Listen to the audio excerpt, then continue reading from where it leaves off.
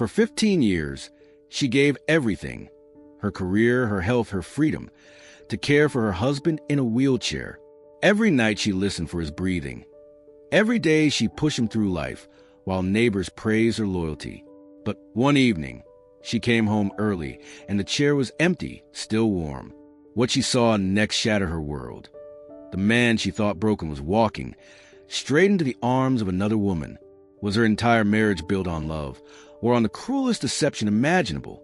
Would you stay silent or walk away forever? Before we continue with this story, make sure to subscribe to the channel, as we have a special story that'll be released soon. The rain had just begun to fall when the call came. She remembered the sound of the phone ringing, sharp against the soft patter on the kitchen window. It was a highway patrol, their voices clipped but steady, rehearsing the way officials delivered bad news. He had been in an accident on Route 7, a collision with a delivery truck that spun his car into a ditch. By the time she reached the hospital, hours had collapsed into a blur of paperwork, whispered instructions, and the sterile glow of machines. The doctor did not soften the truth. His spine had been broken in multiple places. He would live, but the word walking no longer belonged to his future. She sat by his bed in the weeks that followed, counting each rise and fall of his chest as though it might be the last. Tubes ran from his body into bags she emptied without complaint, learning quickly which valves to adjust and which alarms signaled danger. Nurses came and went, their shoes squeaking on linoleum, but she was constant. The sight of him, once tall and strong, now pale and still beneath hospital sheets, pulled something out of her that she had never named before, an instinct deeper than love, heavier than duty. She decided, without anyone needing to ask, that she would be the one to carry him through this. When the wheelchair was brought into his room for the first time, it looked foreign, more machine than chair, its chrome and leather gleaming under fluorescent lights. The nurse demonstrated how to lock the wheels, how to shift his weight with careful leverage so bones would not break and skin would not tear. She practiced under their supervision, hands trembling until emotions felt like muscle memory. He avoided her eyes, staring past the window as though the rain beyond had more to say than she ever could. Homecoming was not triumphant. It was quiet, like returning from a funeral no one wanted to name. The house, once shared in equal measure, reshaped itself around his immobility. Friends brought casseroles, neighbors built ramps, and she moved their bedroom downstairs to spare him the indignity of stairs. At night she lay awake, listening to his restless breathing, afraid that a silence between breaths would mean the end. She learned quickly that care was not a task completed, but a cycle without end. Each morning she rose before dawn to prepare his medicines, each pill marked in a notebook she guarded like scripture. She cooked food in portions small enough for him to handle, wiped spills, and adjusted blankets when his body rebelled against comfort. At first he thanked her. His voice was raw, gratitude seeping through pain. But as weeks turned to months, and months became years, the words grew fewer, replaced by silence that felt heavier than any wheelchair she pushed. Her own reflection changed, though she rarely noticed. Shoulders rounded, arms thickened from lifting him, and her face, once framed with carefully brushed hair, now carried the tired shadow of routine. She gave up her nursing program, telling herself it was only temporary, that his needs came first. Time proved her wrong. What began as an emergency became her entire life. Yet in those early days, before bitterness crept in, she still believed in the promise they had made long ago, in sickness and in health. She reminded herself, rolling him across their living room, while sunlight filtered through curtains that once hung for beauty, but now blocked glare from his sensitive eyes. Every corner of their home bore the weight of change, yet she carried it without hesitation. To everyone else, he was broken. To her, he was a man she had chosen, only in need of more care than most. She did not yet know how long that care would stretch, nor how much of herself it would consume. At the time, she only knew that he had survived, and that survival required her hands, her back, and her vow never to let him face the world alone. The first weeks at home were a training ground she never asked for.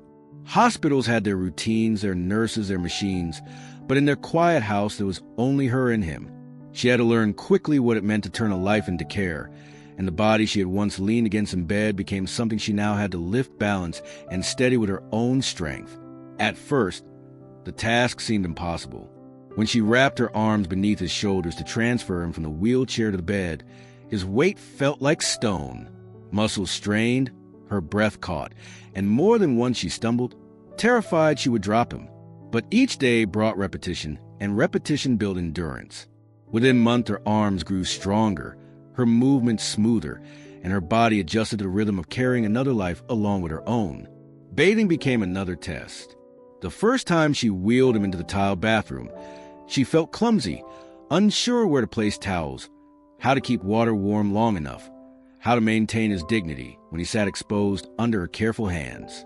He avoided her eyes, and she avoided his, both of them trying to preserve a sense of distance from the vulnerability of the moment. She wrapped him in thick towels she had warmed in the dryer, and when he trembled, she held him until the shaking passed. Over time, the awkwardness faded, replaced by routine. She laid out supplies in order, adjusted the water before he entered, and hummed softly to fill the silence. What had once been a daily reminder of his dependence became, for her, a ritual of patience. Feeding him tested her in different ways. At first, his hands were too weak to manage utensils for long. She cut food into small pieces, spoon broth, and learned to anticipate his needs before he asked. There were days when he resented her closeness, snapping that he could manage on his own, only to drop a fork moments later. She said nothing, simply cleaned the mess and tried again. Each meal was less about nourishment than about navigating pride, frustration, and the thin line between care and control.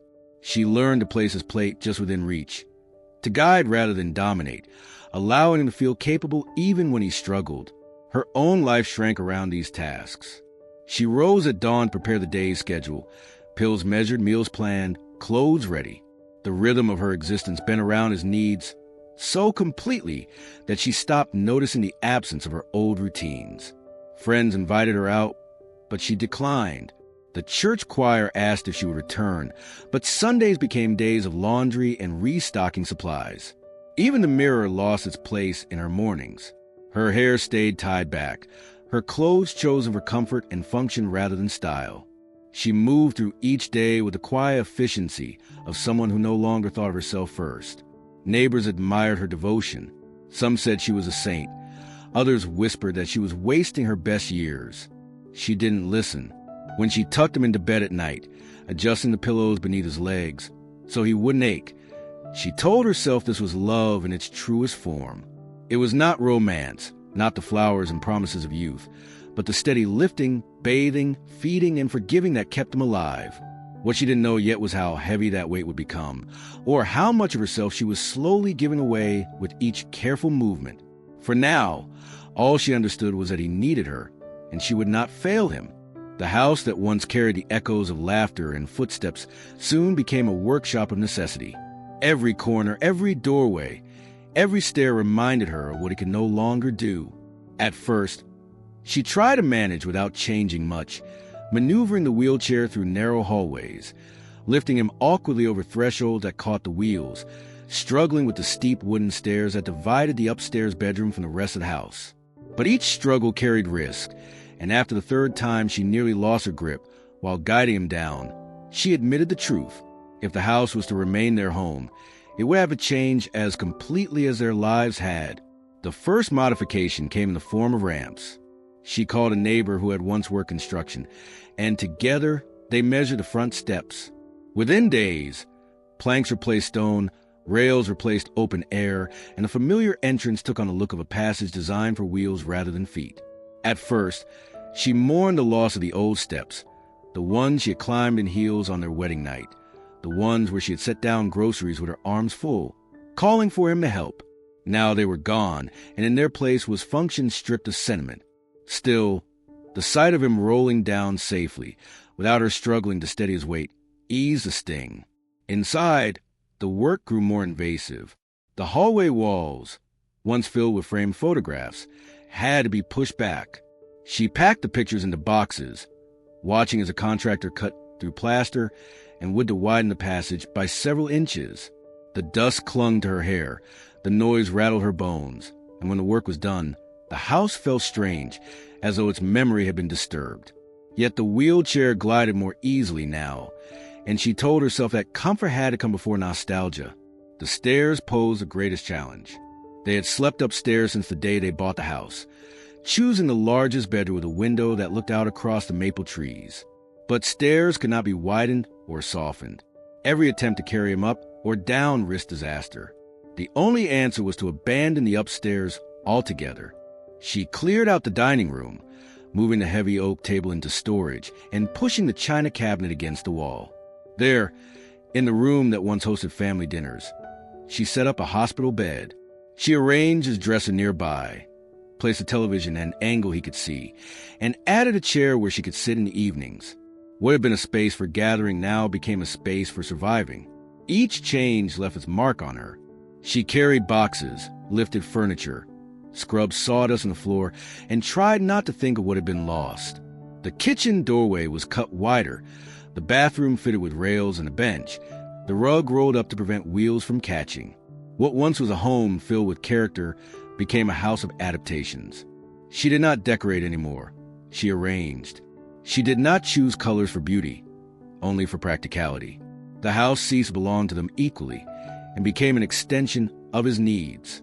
Visitors noticed. Some admired the effort, praising her dedication. Others whispered about how clinical the rooms felt, how the warmth of the home seemed stripped away. She heard them but did not answer. For her, the true measure of a house was not how it looked, but how it allowed him to live. And if that meant sleeping downstairs in a bed that smelled faintly of antiseptic instead of lavender, then so be it. The house was no longer a stage for dreams. It was an instrument of care, reshaped with every nail, plank, and emptied room. What remained of its past hung in boxes in the attic, while its present rolled slowly across ramps and widened halls. The kitchen table became her command post. Where once it had held morning newspapers and bowls of cereal, it now carried rows of pill bottles lined with military precision. White, amber, and green containers, each with a printed label, stacked neatly in plastic trays. She bought a ledger with thick pages and a sturdy spine, the kind school teachers use for attendance. Across its first page, she wrote his name, the date of the accident, and a list of every prescription he had been given. That book became her second heartbeat, a record that measured time in dosages instead of hours. The morning began before the sun. She rose quietly, moving barefoot so the creak of the floorboards would not disturb him. In the kitchen, she filled a glass of water, opened the ledger, and read the schedule she had memorized yet checked anyway. 7 a.m., 2 small white tablets for blood pressure, 1 capsule for nerve pain. Noon, half a pill to manage spasms. Evening, another round of muscle relaxants, and the bitter pill that left him groggy.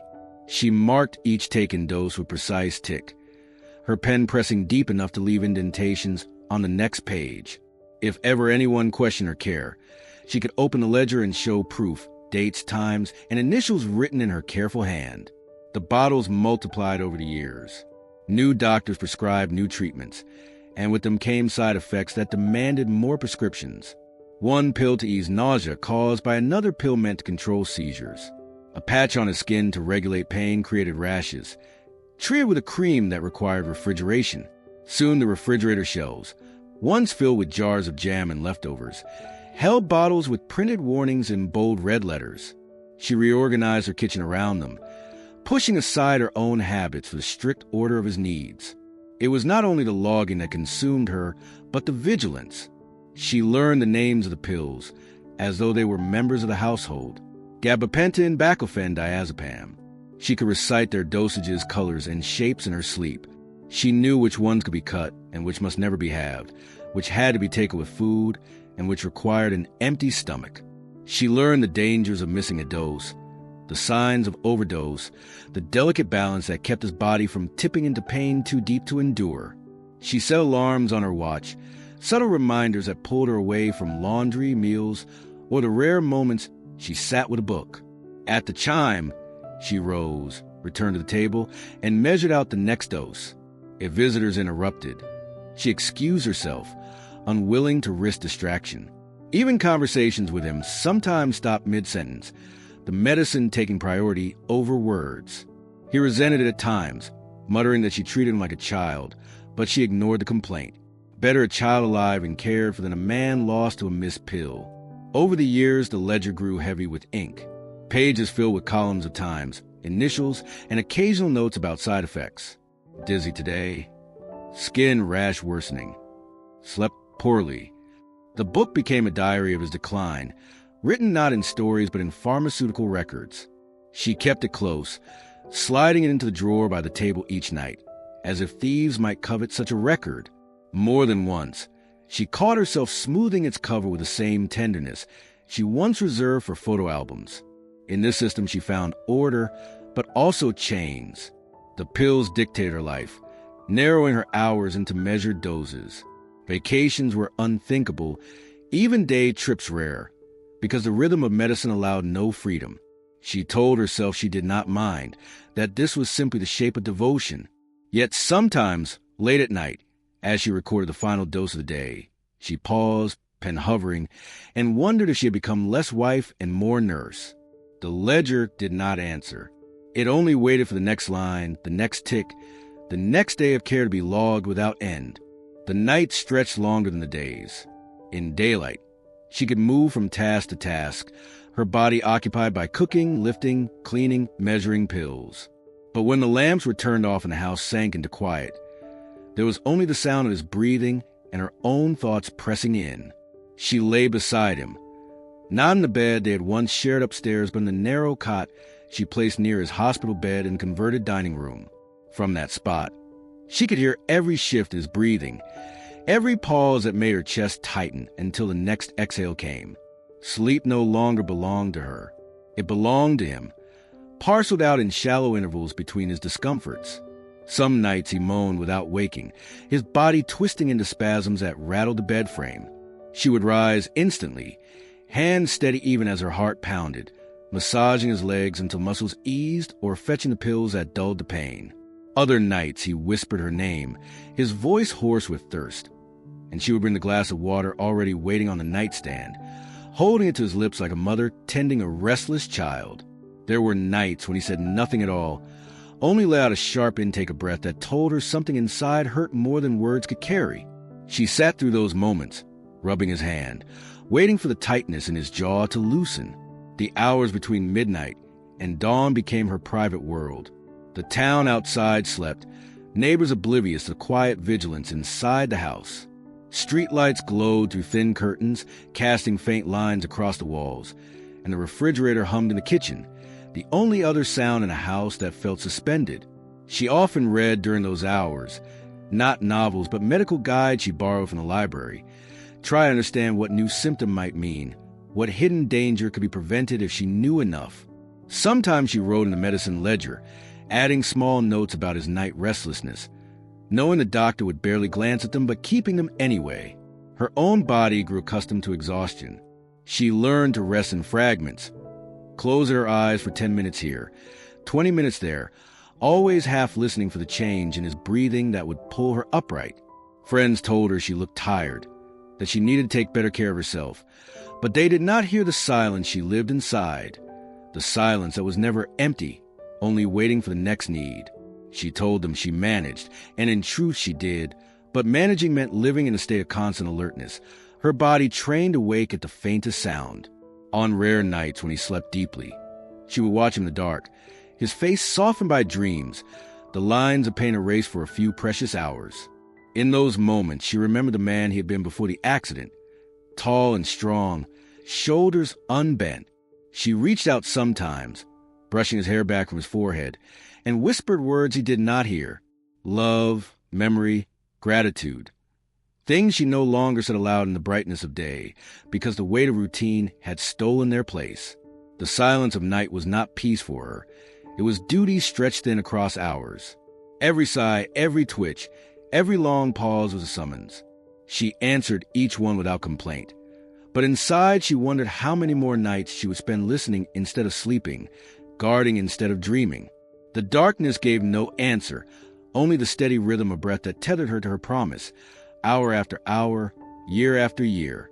She had once carried textbooks heavier than her arms could bear, thick with diagrams of veins and arteries, notes scribbled in the margins where she tried to memorize the endless vocabulary of medicine. Nursing had been her dream, born not only of the desire for a stable profession, but from something deeper, the instinct to care, to mend, to stand steady in moments of crisis. Before the accident, she had been close to finishing her training, a handful of exams away from earning her place in the hospital ward she admired. She had imagined herself in white shoes moving briskly through corridors, a stethoscope draped confidently around her neck. That vision dimmed the day her husband's wheelchair rolled into their dining room. At first, she told herself it was only a pause. She would take a semester off, then two. Once he recovered enough, once she had figured out a routine, she would return. But recovery never came, and routines grew into permanence. The forms from the nursing school arrived, reminders of deadlines and fees, and she tucked them away in a drawer, unopened. She watched her classmates' progress without her, saw their names listed in newsletters as they passed licensure exams and accepted hospital positions. She congratulated them when they called, her voice bright but her heart hollow, knowing her place among them had vanished. The house became her ward instead. She monitored vitals, checked reflexes, and logged symptoms in her ledger. She administered medications with precision that rivaled any nurse on a hospital floor. Yet there were no salaries, no promotions, no recognition. Only the endless rhythm of domestic care, unpaid and unseen, but demanding every ounce of skill she once hoped to offer the world. The irony was not lost on her. She had trained to tend to strangers, but found herself bound to a single patient, one whose gratitude faded as dependency hardened into expectation. Money became another weight she carried. His disability checks covered little more than the basics, so she took on part-time work at a pharmacy across town. The hours were short, but the labor was heavy, stacking boxes and organizing shelves while always glancing at the clock. She rushed home each evening, fearful of leaving him too long, her wages barely covering the mounting costs of equipment, medications, and groceries. The uniform she wore, there was not the one she had dreamed of. It smelled of cardboard and dust, not antiseptic and hope. Sometimes she passed the hospital on her way back, its lit windows glowing against the night sky.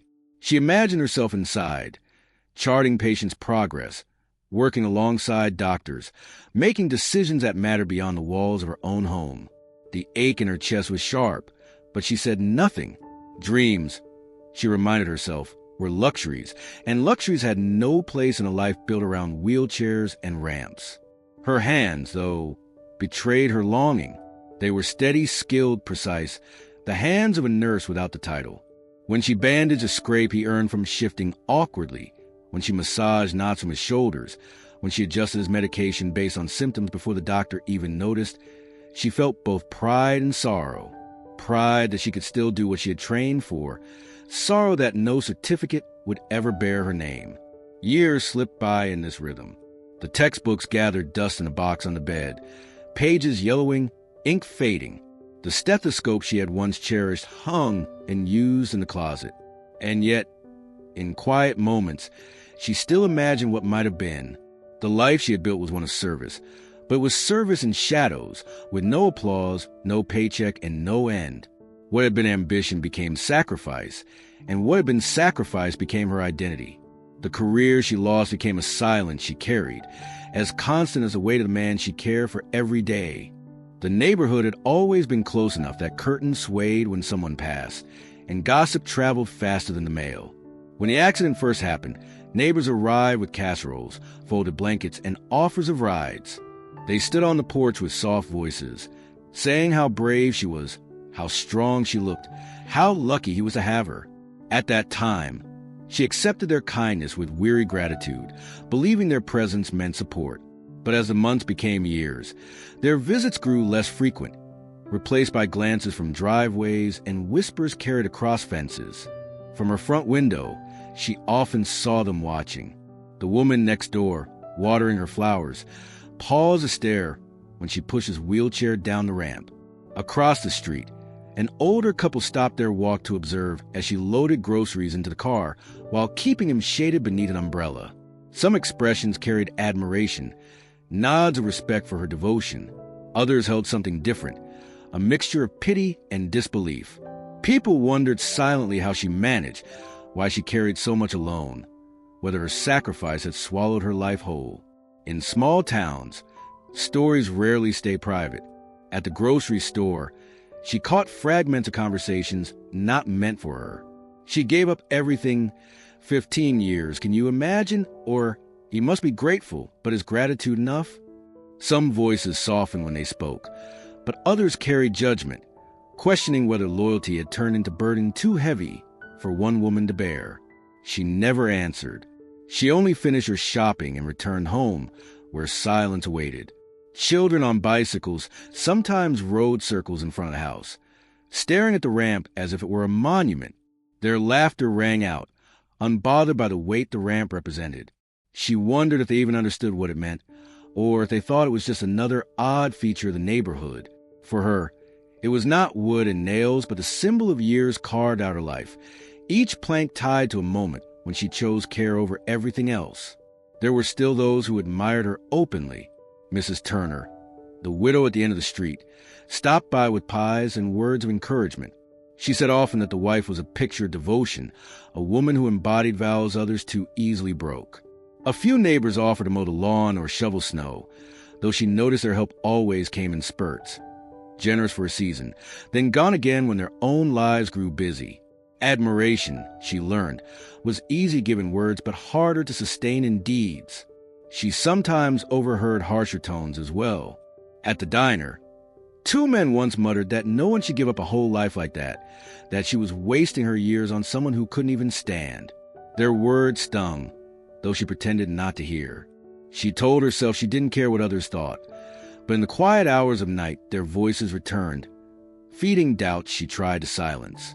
Her devotion had become both her shield and her cage in the eyes of the neighborhood. To some, she was a saint, an example of loyalty beyond measure. To others, she was a warning, a figure of what happens when sacrifice stretches too far. She walked the line between those judgments daily, pushing his wheelchair down the ramp while eyes followed, never sure whether they saw love, pity, or folly. What she knew, and what none of them could see, was that she had stopped asking herself long ago how much was too much. For her, there was no choice left but to continue, no matter how heavy the sacrifice looked from the outside. In the early years, every request from him carried hesitation. He would lower his eyes before asking for water, or apologize when she helped him from the chair to the bed. His voice carried shame, as though the words themselves cost him dignity.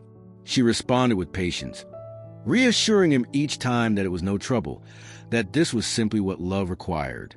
For a while, their exchanges held the gentleness of two people learning how to navigate an altered life together. Gratitude softened the edges of each burden, and she clung to those small acknowledgments as proof that her sacrifices were seen. But over time, something changed. Requests multiplied, first out of necessity, then out of habit. His voice lost the softness of apology and grew sharper, as though asking were no longer enough, as though he had earned the right to expect. "Bring me the blanket," he would say. "No longer could you, or would you?" A glass of water, a different pillow, the remote placed exactly in his hand. These were no longer favors she offered, but obligations she fulfilled. Gratitude faded from his tone, replaced by impatience when she moved too slowly or forgot some detail of his routine. She began to notice the small differences most clearly at mealtimes.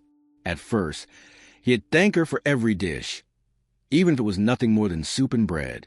Later, his words shifted to criticism. Too much salt, not enough heat. The vegetables cut unevenly. She swallowed her replies, reminding herself that frustration often grows in those who feel trapped, but the sting lingered. There were days when she spent hours preparing a meal only to hear him mutter that it wasn't what he wanted. Still, she cleared the plates, washed the dishes, and set her alarm for the next round of medicine. At night, when she thought he had fallen asleep, she would lie awake replaying his tone. The man who once said thank you with every breath had grown used to her care, as if it were his due. She wondered if perhaps this was inevitable, that dependence hardens into expectation, and expectation erodes kindness. She told herself it was not cruelty but weariness, not ingratitude but resignation.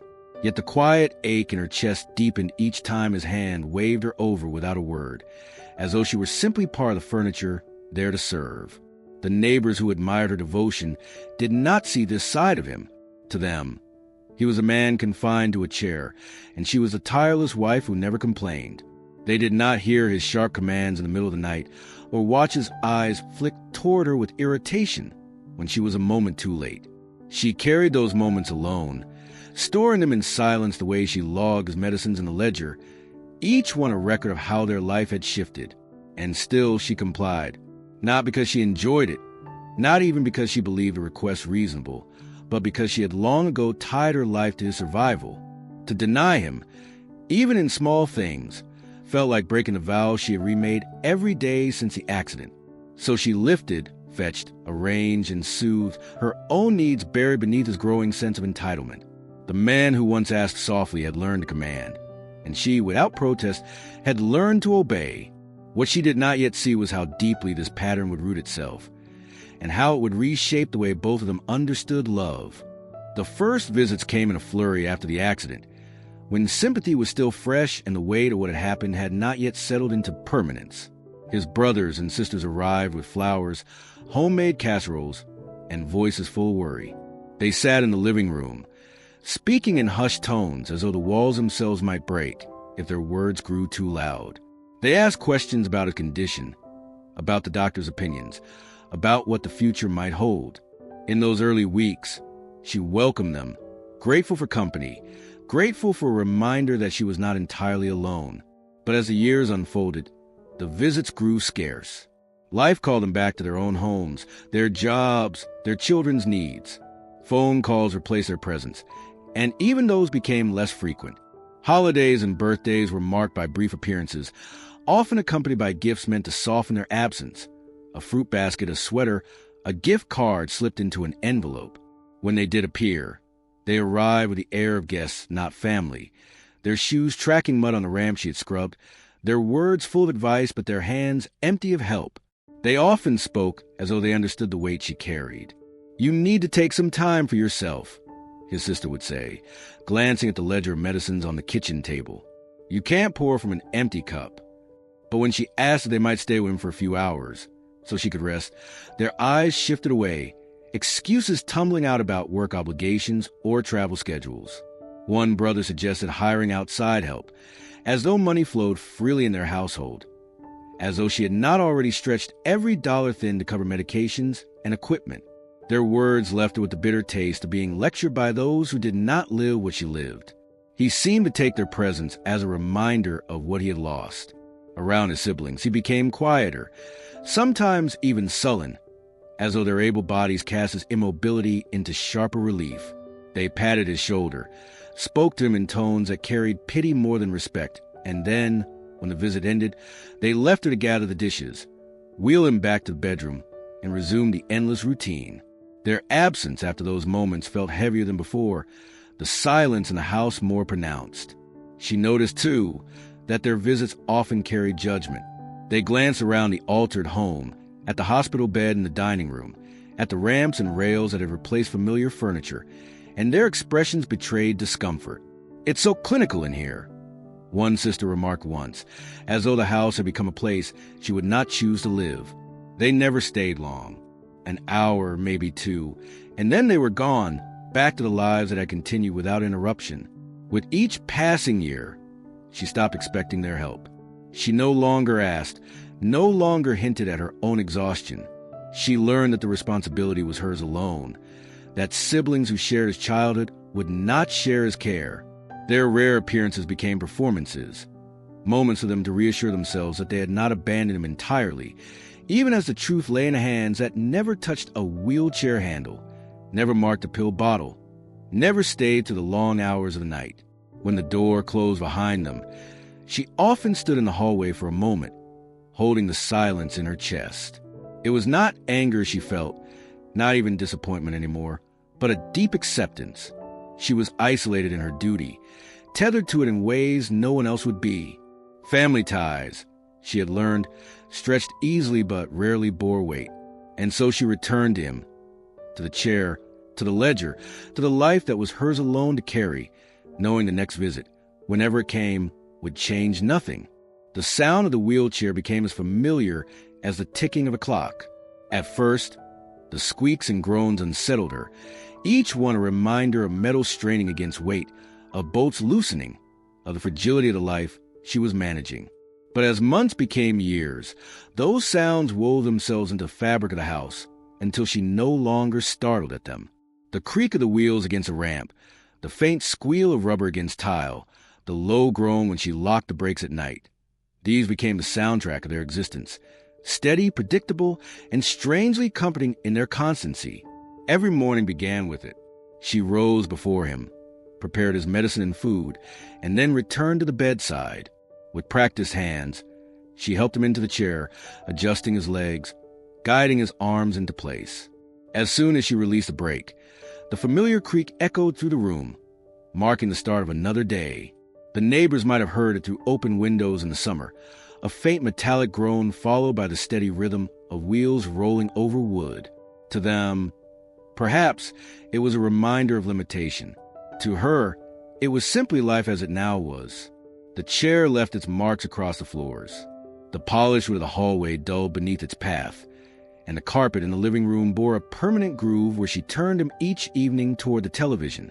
She sometimes caught herself tracing those marks with her eyes, following the routes they had made together, as though the house itself kept a record of their movements. Even when she cleaned, scrubbing the rails and wiping the handles, the sound returned the moment he shifted, a soft whine that no oil or adjustment could erase. She stopped trying after a while. The noises were not flaws to fix but companions, signals that he was still here, still present, still moving in his own limited way. Visitors noticed, though, on the rare occasions when family or friends came by, the sounds made them wince. "That thing needs maintenance," someone once said, frowning at the squeal as she pushed him into the kitchen. She smiled politely but said nothing. They did not understand that the sound was not neglect but familiarity, as ordinary to her as the hum of the refrigerator or the creak of the old front door. To silence it would almost be to erase the rhythm that told her where he was, what he was doing, whether he needed her. At night, when the house grew still, the faintest shift of his body would set the chair to groaning. She could hear from her cot, the sound pulling her from sleep even before he called her name. Sometimes it was a request for water, sometimes for an adjustment of blankets, and sometimes for nothing more than the reassurance that she was near. She moved without complaint, guided by those sounds in the dark. They had become her signal fires, carrying her through endless nights of half-sleep and constant readiness. In time, she stopped noticing the silence of the house before the accident. She could no longer remember what it sounded like to walk through the dining room without the echo of wheels behind her. The chair had become another heartbeat within their walls, its voice blending with the rhythm of her footsteps. She did not question it, did not resent it, did not try to silence it. The creaks and groans were not intrusions. They were the language of their life together, spoken in metal and rubber, reminding her with each sound of the vows she had chosen to live out, no matter how heavy the years became. Each year, the calendar marked a ritual she could not avoid. The annual checkup began with the preparation days in advance, refilling the medicine ledger with neat columns of notes, gathering records from pharmacies, and folding spare clothes into a bag in case the day ran longer than expected. She laid out everything carefully, double-checking the list, unwilling to risk forgetting even the smallest detail. On the morning itself, she rose early, washed him, dressed him in his cleanest shirt, and combed his thinning hair. It was not vanity but dignity she tried to preserve, as if arriving at the clinic in order and cleanliness could protect him from what the doctors would say. The journey to the hospital was always difficult. She lifted him into the car with practiced strength, folding the wheelchair and sliding into the trunk, her back straining though she never complained. He rarely spoke on the ride. His silence was heavy, his eyes fixed on the passing landscape, fields and storefronts blurring together as though none of it belonged to him anymore. She kept her hand steady on the wheel, filling the quiet with soft observations about the weather or the roadwork. Words meant more to soothe herself than him. The waiting rooms were always the same. Chairs lined against pale walls, the smell of disinfectant, the shuffle of patients older than him who looked at his chair and then away. She held the paperwork, signed her name in places meant for his, and watched the clock. When his name was called, she wheeled him down halls that echoed with footsteps, past doors that opened and closed with mechanical regularity. The doctor's office felt more like a courtroom than a sanctuary. Charts were spread across a desk, words chosen with precision, tones softened but unchanging. The doctors rarely offered hope. Instead, they spoke of stability when decline had merely slowed, of management when cure was impossible. They pointed to scans, explaining what was weakening, what had not improved, what new measures might ease symptoms. She listened without interruption, absorbing each sentence as though it were scripture to be memorized and obeyed. He often turned his face away, unwilling to meet the doctor's eyes, leaving her to nod, to ask questions, to carry the weight of truth back home. Over the years, the news never brightened. At best, the report said things were unchanged, which in their language meant no improvement, only delay.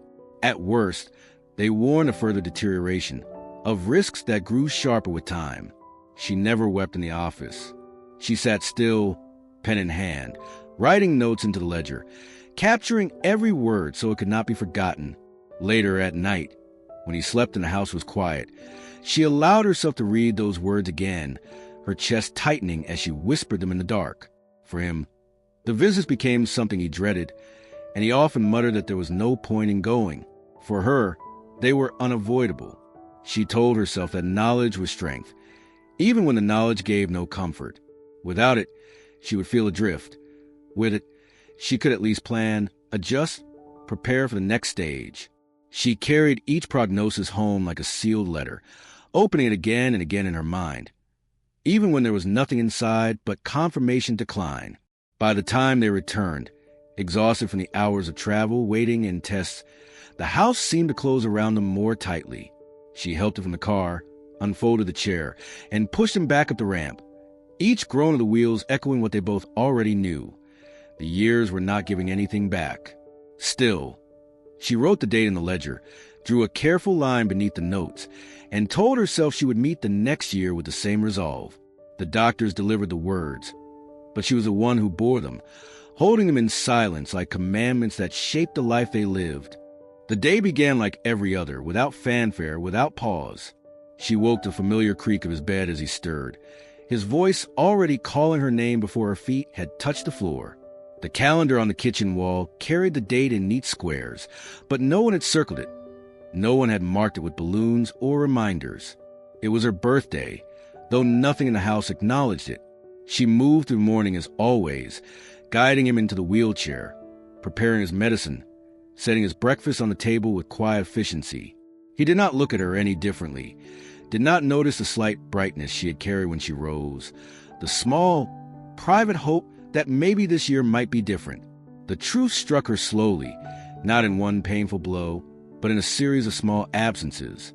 There was no card waiting on the nightstand, no gift hidden in a drawer, no hesitant happy birthday, spoken between sips of coffee.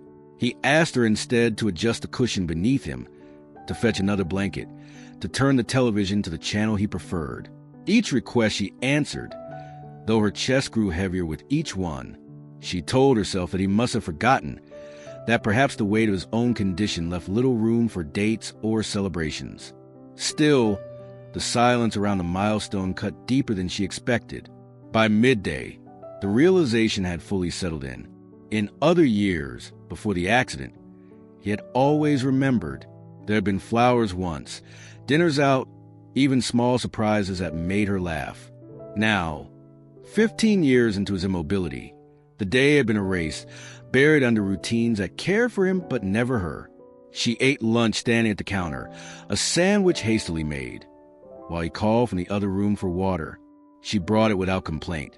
But as she returned to the kitchen, she caught a reflection in the window and barely recognized herself.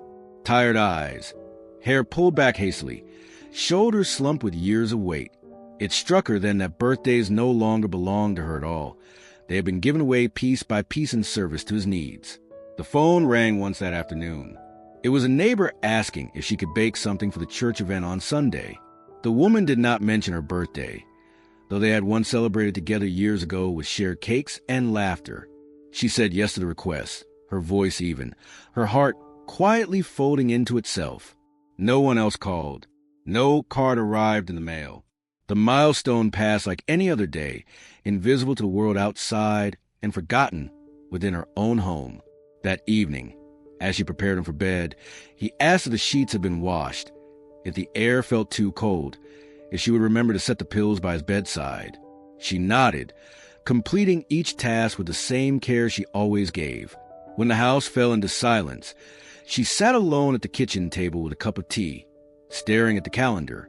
She traced the square with her finger, the number that marked her age, and whispered the words no one else had said, "Happy birthday." There was no cake, no candles, only the quiet hum of the refrigerator and the faint creak of his chair in the other room. She did not cry. She simply let the moment pass, another day given to him, another piece of herself tucked away in silence. In that absence, she understood how completely her identity had been consumed. Birthdays were meant to mark time, to remind a person of their own life. For her, they had become just another square on the calendar, overshadowed by the endless rhythm of care. She closed the ledger of medicines, pushed the chair under the table, and went to bed, carrying the weight of a milestone no one else had seen.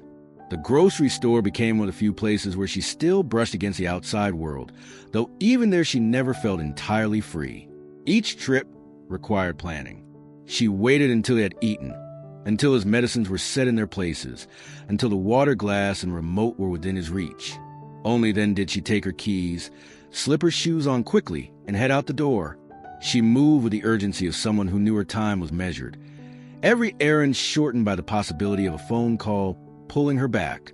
Inside the store, she rarely lingered. Her list was written neatly in the same notebook where she tracked expenses, each item ordered by aisle, so she could move through efficiently. She pushed the cart one-handed, the other hand occupied with her phone, the screen unlocked in case his name appeared. More than once, she caught herself staring at it, waiting for the vibration that signaled he needed something, though she had left everything he might ask for within arm's reach. Still, the worry clung to her, turning every trip into a race against a clock that no one else could see. She moved quickly down the aisles, sliding cans and boxes into the cart without pause. She knew prices by heart, knew which brands lasted longest, which sales mattered, which shortcuts saved both money and time. She had once enjoyed the act of shopping, wandering slowly, pausing to look at displays, sometimes indulging in something small for herself. Those habits vanished long ago. Now her eyes rarely left the list, her mind calculating minutes as much as dollars. Other women lingered in conversation at the end of the aisles, catching up on news of families and neighbors. She nodded politely when they greeted her, but she did not stop. She could not explain to them the urgency in her chest, the pull to get back before he noticed her absence. They saw her only as a devoted wife who never failed in her care, but they did not hear the unspoken fear that rang in her ears each time she left him alone. What if this was the moment he needed her and she wasn't there? At the checkout, she placed items on conveyor belt with practiced efficiency, always arranging the heavy ones first, the fragile ones last. The cashier sometimes asked how he was doing, and she answered with a small smile, the same word she always used, managing. It was easier than explaining the truth. She handed over coupons, counted change, packed the bags herself to save time. The drive back felt longer than the trip there. She checked her phone at each red light, her heart tightening if no messages appeared. She imagined him calling out her name, struggling to reach the phone, waiting. By the time she turned onto their street, her shoulders ached with tension, though the groceries in the back seat shifted quietly, as if unaware of the urgency that carried them. Once inside, she moved quickly, unloading bags while keeping an ear tuned for his voice. Sometimes he asked if she had been gone long, and she would answer lightly, "Not at all." Other times, he did not mention her absence at all, as though her presence was expected to be constant, her errands invisible, the groceries filled shelves, the refrigerator door closing with a hum, and the house returned to its rhythm. She never spoke of the quiet panic that followed her on those trips. To others, they were simple errands. To her, they were reminders that even the smallest moments away were not her own. The cart, the aisles, the clock she checked again and again, all of it carried the same weight. Her life had narrowed to minutes borrowed from duty, always waiting to be called back. It happened on an ordinary afternoon, the kind that should have passed without notice. She was helping him from the chair to the bed, her arms steady around his waist, her back bearing the familiar strain. The task was one she had performed countless times before, each movement practiced until it felt automatic. But that day, as she adjusted his position and reached for the pillow, his voice cut through the silence. "You're too slow," he said, irritation sharp in his tone. She froze, her hand stilling for a moment, the words sinking into her like a stone thrown into still water. Until then, she had borne every command, every request, every sigh of impatience with a kind of quiet acceptance.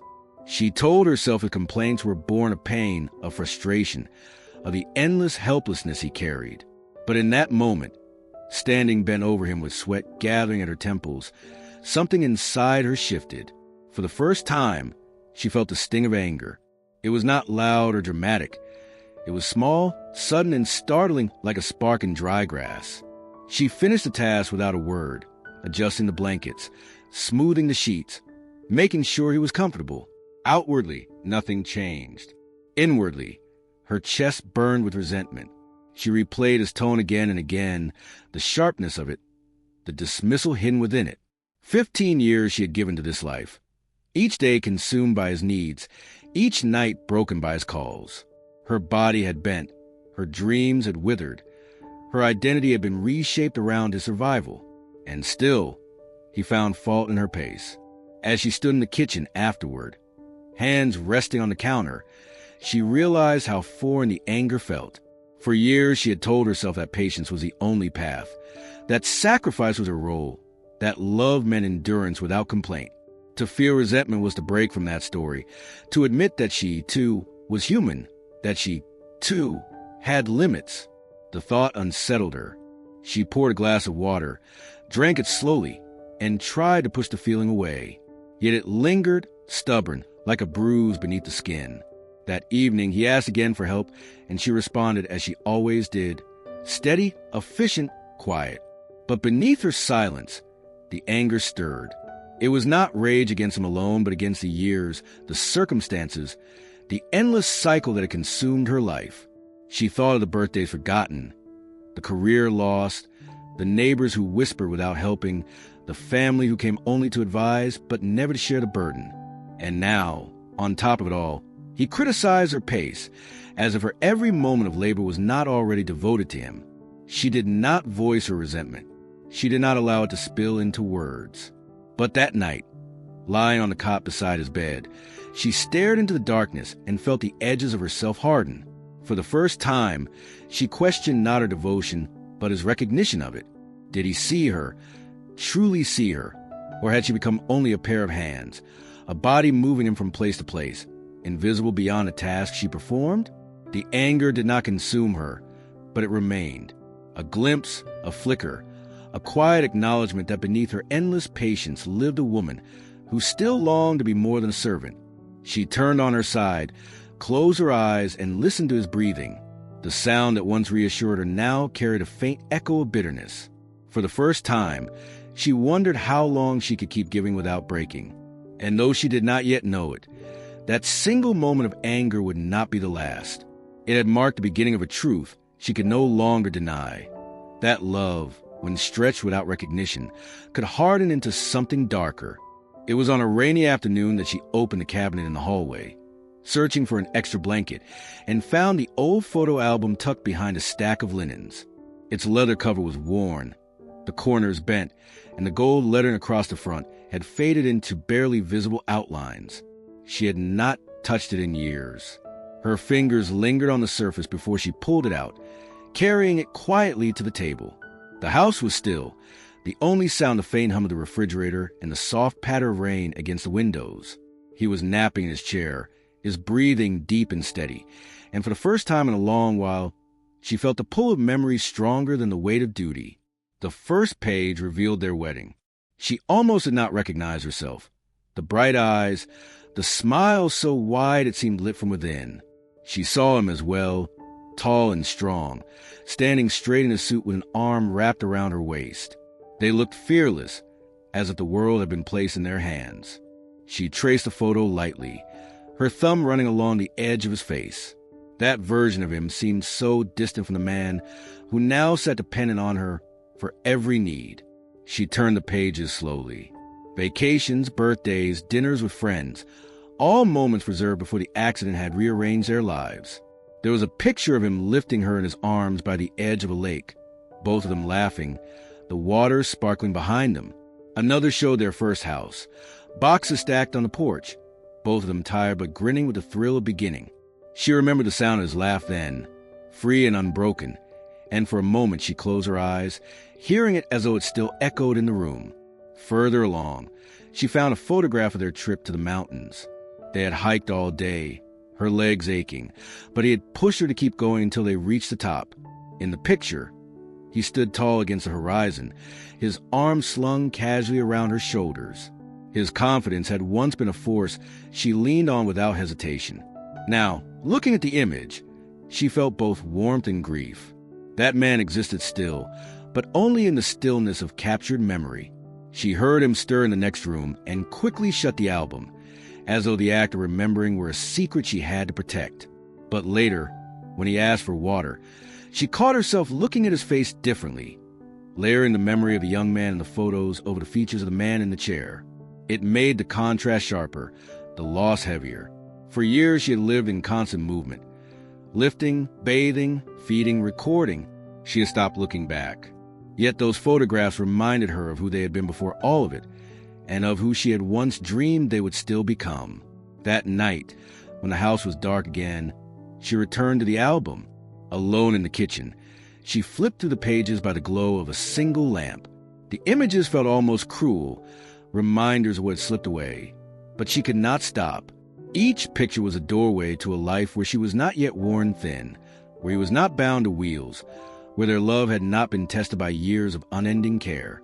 She studied them not only to remember, but to remind herself that the man she cared for now was not all he had ever been. The album remained on the table for several days. She told herself she would put it back, but each time she passed it, her hand brushed against its cover. It became a quiet companion, a fragile reminder that there had been more to their story than ramps, medicines, and sleepless nights. Looking at those photographs, she saw both the love that had carried her into this life of sacrifice and the loss that had hollowed it out. For the first time in years, she allowed herself to admit that the chair was not just a medical device in her home. It was a dividing line between who they had been and who they had become. The church had always been a place of ritual for her, though in recent years it had become more about duty than faith. She wheeled him down the aisle each Sunday, guiding the chair into the space left for families who needed extra room. The congregation would nod at her, some with admiration, some with pity, but few with more than a passing word. She sat through the hymns with her voice low, her hands resting on the handles of the chair as though she could not let go, even there.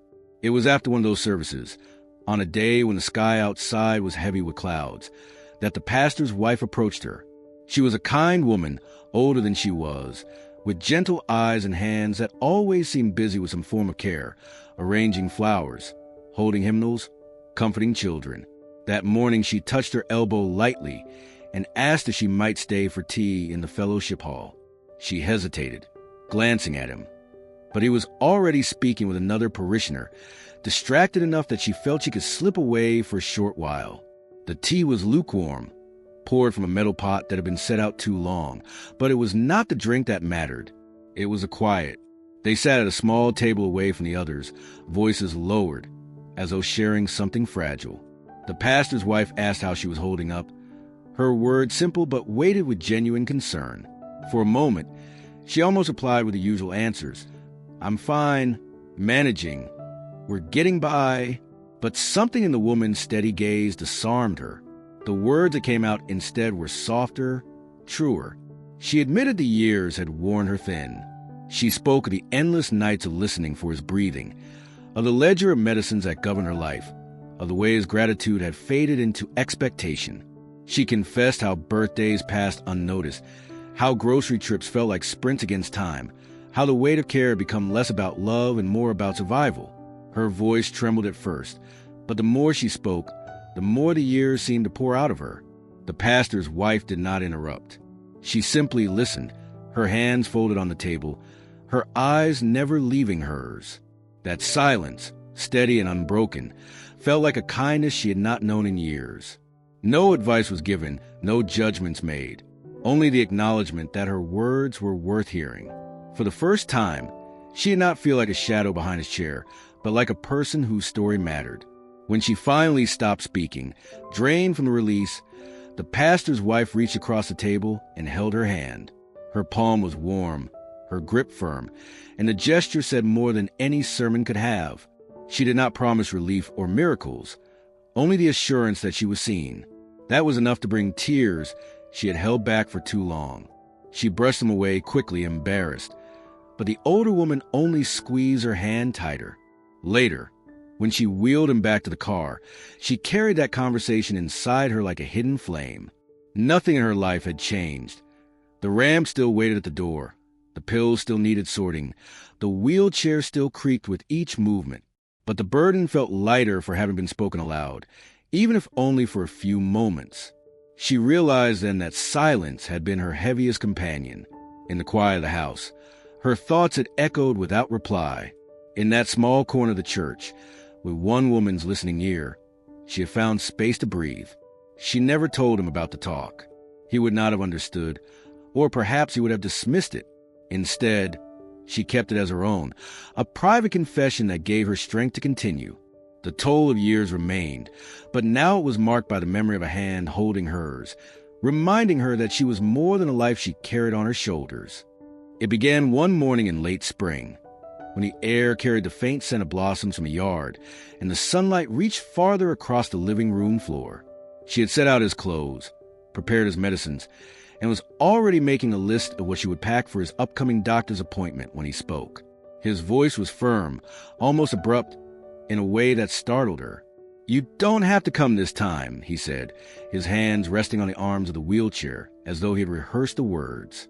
She turned toward him slowly, unsure she had heard correctly. For 15 years she had accompanied him to every visit, every checkup, every therapy session. Her presence had never been questioned. "I can manage," he added, sharper this time, as if her hesitation was a challenge to his claim. The words hung between them, heavy with a new kind of tension. She searched his face for some sign that this was a joke, or perhaps a gesture of kindness meant to give her a few hours of rest. But his expression was serious, his jaw set, his eyes avoiding hers. At first, she tried to argue gently. She reminded him of the times doctors had used medical terms he didn't understand, of the questions that needed asking, of the notes she always took so nothing was forgotten. She spoke of how the orderlies sometimes mishandled his chair, how prescriptions were often confused if she wasn't there to clarify. But he only shook his head. "I don't need you there every time," he said more quietly now, but no less determined. The statement cut deeper than she expected. For years she had built her life around his needs, had given up career, friendships, and freedom to ensure he was never alone in his care. And now, suddenly, he wanted her absence. She tried not to let the sting show on her face, but inside, confusion warred with hurt. Was this truly about independence? Or was it something else he did not wish to say aloud? When the day of the appointment arrived, she packed the bag as usual, setting it by the door. He wheeled himself toward the car with more determination than she had seen in years, refusing her offer of help until it was absolutely necessary. She stood in the doorway, watching him, tore between stepping forward and stepping back. In the end, she let him go with a hired driver from a local service, her hands clenched at her sides as the car pulled away. The silence that followed was unlike any she had known. Neither the heavy silence of nighttime vigilance nor the muffled silence of isolation, but an emptiness that felt almost foreign. She moved through the house in slow, uncertain steps, unsure of what to do with herself. The hours stretched wider than she expected, and though part of her knew she should feel relief, she felt instead the unease of being unnecessary. Each sound outside, a passing car, a dog barking, made her glance at the clock, waiting for his return. When he came back, he was calmer than she had imagined, almost smug in his insistence that everything had gone smoothly. "See," he said as if to prove a point. "I told you I could manage." She nodded, forcing a smile, but the doubt remained.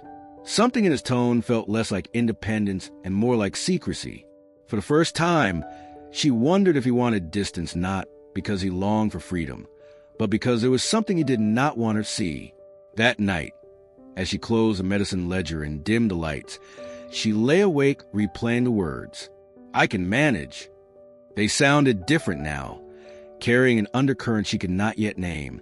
What she did know was that the bond forged through years of dependence had shifted, and the certainty of her place in his world was no longer unshakable. It began with small refusals, subtle enough that she almost overlooked them. When she reached to adjust a blanket on his lap, he pulled it tighter himself, muttering that he was fine. When she offered to refill his water, he waved her away with a curt shake of the head. At first she thought it was pride, a flicker of the independence he had once possessed rising back to the surface.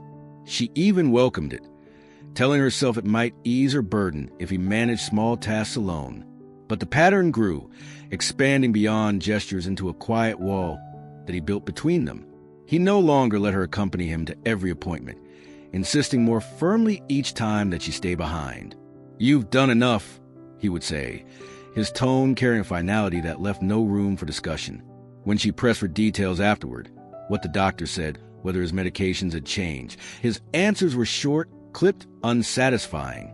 She could see the papers folded in his bag, but he never offered them to her, never asked her to record the updates in the ledger as he once did.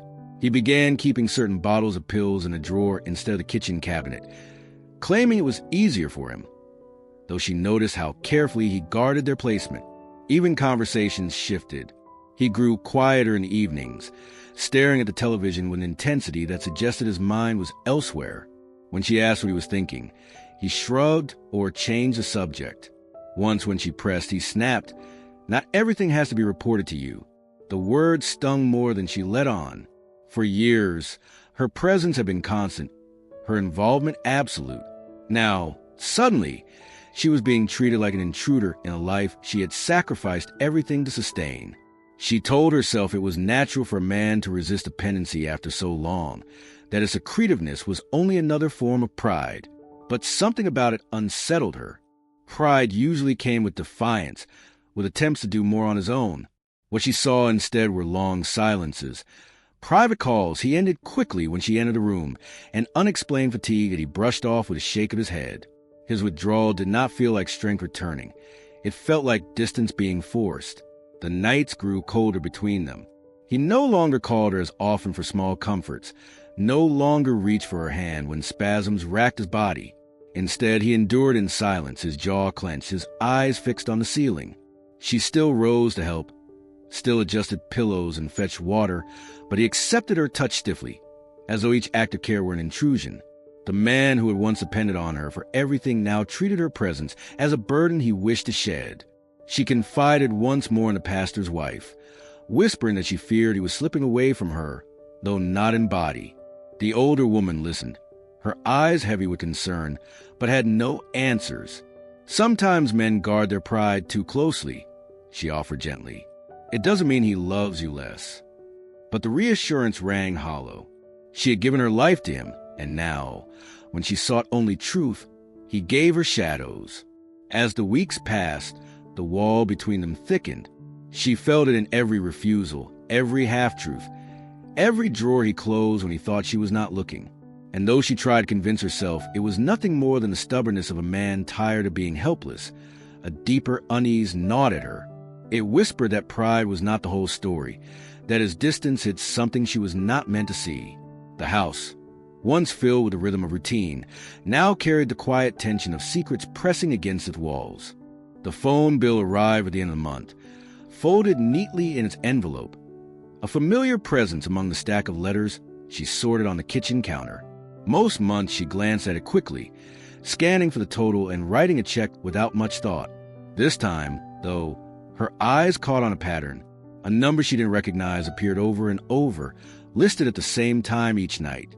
10:30, sometimes 10:45. Always after the house had gone quiet. The calls lasted long enough not to be accidental. Some stretched to 20 minutes, others to nearly an hour. She sat at the table, the medicine ledger still open beside her, and traced her finger down the column of charges. The repetition gnawed at her. Their circle of contacts was small. The pharmacy, the doctor's office, the pastor's wife, the neighbors who rarely called at all.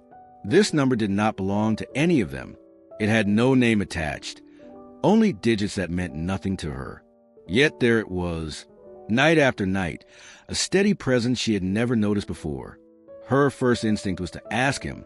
She imagined holding the bill in front of him, pointing to calls, demanding to know who he spoke with when she slept in the cot beside his bed. But the image faltered as quickly as it came. He had grown so defensive lately, so quick to accuse her of hovering, of controlling, of suffocating his sense of independence. To confront him would only drive the wedge deeper. And so she said nothing. Instead, she wrote the number in the margin of her ledger, a small note among the neat columns of dosages and times. It looked out of place there, a secret pressed into the pages of her devotion. Each night after, she lay awake listening more carefully to the quiet. She had always been attuned to his breathing, the faint creak of the wheelchair, the whisper of blankets shifting. Now she listened for another sound, the murmur of his voice, the low tones of conversation she had somehow missed.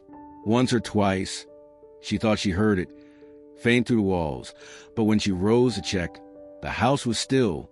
The number became a presence in her mind, a shadow she carried through her errands and routines. While pushing the grocery cart, she wondered who answered on the other end. While folding laundry, she replayed every moment he had pushed her away, every request for space, every secretive glance. The repetition of those digits on the bill had turned her suspicions into something sharper, though she still buried them in silence. She thought of calling the number herself, but the thought froze her. What if a voice she did not recognize answered? What if recognition came too quickly? To dial it would be to confirm what she feared, and she was not ready for confirmation. It felt easier for the moment to live with uncertainty than to face the truth. At the next church service, she found herself distracted, hymns passing over her without meaning. She thought of the phone ringing in the dark, of him speaking softly while she slept nearby. The pastor's wife asked if she was well, and she nodded, though her eyes were heavy with unspoken weight. She carried the bill folded in her purse, unable to throw it away, unable to forget it. Back home, she tucked it carefully beneath the ledger, as though the two belonged together. One record of duty, one record of doubt. Each night she lay down again in her cot, pretending to rest while her ears strained for the sound of his voice. And each morning, when she rose to set his medicine and prepare his breakfast, she did so without question, her silence as practiced as her care. Only in the margin of her ledger did the truth remain, the unfamiliar number written like a seed waiting to grow. The day had been planned like so many others. She left him settled in the living room, the television remote in his lap, a glass of water within reach, and the medicine bottles lined neatly on the table beside him. He had assured her he would be fine while she ran errands, his voice almost impatient at her hesitation. She glanced back once more as she closed the door, the familiar creak of the chair echoing faintly in her ears, a sound she carried with her even when she was away. At the store, she hurried through the aisles, her list already memorized, every movement calculated to shorten her time away. She skipped the small indulgences she sometimes allowed herself, a glance at the magazines, a pause at the bakery, and went straight to what was needed. Still, a nagging unease pulled at her, though she could not name why. Perhaps it was the way he had looked at her that morning, his eyes sharp, almost restless, as though something pressed at him beneath the surface. She returned sooner than expected, the groceries still in her arms, her shoes damp from the rain that had begun to fall. The house was quiet when she entered, the kind of quiet that felt unusual, almost staged. She called his name softly, expecting the familiar sound of his voice, but there was no answer. Her eyes moved instinctively to the corner of the room where the wheelchair always sat. It was there, but not as it should have been. Empty. She froze in the doorway, the paper bags heavy against her chest. The chair was still turned slightly toward the window, the blanket she had tucked around his legs lying folded on the seat. She stepped closer, her breath catching when she touched it. The fabric was warm. He had been there not long ago, and now he was gone. Her mind raced with possibilities. Had someone come and help him? Had he fallen and crawled somewhere out of sight?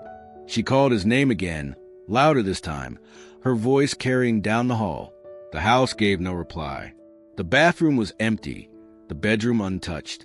She circled back to the living room, her hand resting on the back of the chair, feeling the warmth fading as though it might answer her questions.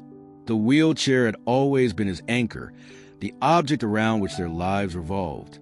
To see it abandoned was to see the center of her world cracked open.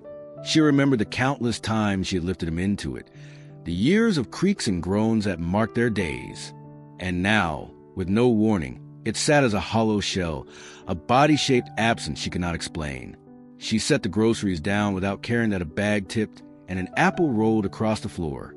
Every sound in the house sharpened, the clock ticking, the refrigerator humming, the faint patter of rain on the roof. She strained to hear footsteps, a voice, any sign of him. Nothing came. Her eyes drifted toward the front door, the ramp beyond it glistening with rain. She stepped outside, scanning the yard, the street, the gray horizon. The ramp bore no trace of him. Yet she could not shake the feeling that had moved across it, that his absence was not an accident but a choice. When she returned inside, the chair loomed in the room like an accusation. The warmth on the cushion had begun to fade, but she pressed her hand there anyway, as though holding on to the last evidence of his presence. For the first time in years, she realized the chair did not define him as she had believed. It was only an object, and he had stepped, somehow, beyond it. The house, once filled with the rhythm of his dependence, felt altered. The silence was not the silence of rest, nor the silence of routine. It was a silence of something broken, something hidden, something she was not yet ready to name. And as she stood over the empty chair, she understood that the life she had built around its creaks and groans might no longer hold the truth she thought it did. The rain had eased into a mist by the time she left the pharmacy, her umbrella dripping as she hurried along the side street that cut behind the square. She preferred the shortcut, though the pavement was uneven, the lamps fewer. It saved minutes, and minutes had become precious in her life. She carried the small white bag close, already planning how she would set the bottles into the ledger when she got home. Her shoes tapped against the slick stone, and her breath formed small clouds in the cool evening air. It was there, in the narrow alley between the back of the bakery and the row of shuttered shops, that her steps faltered. At first, she thought her eyes deceived her. The figure ahead was unmistakably him, his shoulders, his gait, the shape of his head beneath the hood of his jacket. But he was not seated, not waiting, not confined. He was walking, each step deliberate, steady, unaided. Her throat tightened, the pharmacy bag crinkling in her grip as she froze in place. The sound of her own breath seemed too loud in the narrow space. She waited for the stumble, the falter, the collapse she expected. None came. He moved with assurance, his stride natural, as if the 15 years in a wheelchair had been nothing more than a shadow cast for her benefit. She pressed herself against the damp wall, half hidden, afraid to call out.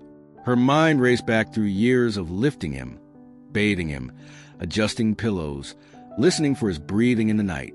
Each memory clashed violently with the sight before her.